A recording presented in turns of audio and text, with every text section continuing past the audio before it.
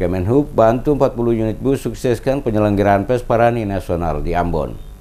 Sebanyak 40 unit bus bantuan Kementerian Perhubungan akan segera tiba di Ambon sebelum gelaran Pesta Paduan Suara Gerejani pertama tingkat nasional yang dijadwalkan di Ambon pada Oktober 2018 mendatang. Kepala Dinas Perhubungan Provinsi Maluku, Angki Papilaya, yang dikonfirmasi DMS Media Group usai HUT Hari Perhubungan Nasional di Pelabuhan Yos Sudarso Ambon mengatakan Menteri Perhubungan Budi Karya Sumadi telah merestui 40 unit bus dalam menyukseskan pelaksanaan PES Parani yang akan dibuka oleh Presiden Joko Widodo. Menurut mantan pejabat wali kota Ambon ini, memastikan ke-40 unit bus itu tiba di Ambon H-7 sebelum PES Parani dimulai. Bantuan bus tersebut strategis untuk mobilisasi para peserta yang mencapai ribuan orang selama di kota Ambon diperkirakan selama 2 pekan. Ia mengatakan, dengan bus juga diharapkan mengantisipasi kemacetan aktivitas lalu lintas sehubungan daya dukung jalan di kota Ambon yang kurang mampu untuk menampung kendaraan bermotor. Bus-bus tersebut nantinya digunakan untuk mengangkut peserta baik saat tiba di Ambon maupun dari penginapan ke tempat latihan maupun lokasi hingga keberangkatan ke bandara. Selain 40 bus tersebut, Dinas Perhubungan yang dipercayakan selaku koordinator bidang transportasi PES Parani Katolik Nasional yang menyiapkan 205 bus lainnya untuk melayani tamu dan undangan. Papilaya yang juga mantan Kadis Perindak memberikan apresiasi terhadap perhatian Menhub dalam rangka menyukseskan PES Parani Nasional di Kota Ambon sebagai komitmen pemerintah dalam mendukung pembinaan mental spiritual masyarakat.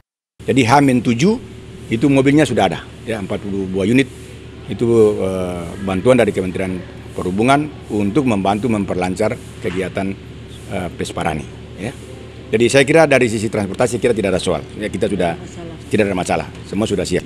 H-2 sampai dengan H+2 itu kita siapkan seluruh sarana transportasi baik untuk peserta dari 34 kabupaten provinsi maupun tamu-tamu undangan lain untuk Gubernur seluruh Indonesia, kemudian Ketua DPRD seluruh Indonesia, kemudian Menteri, kemudian tamu-tamu undangan yang lain. Itu kita siapkan semuanya.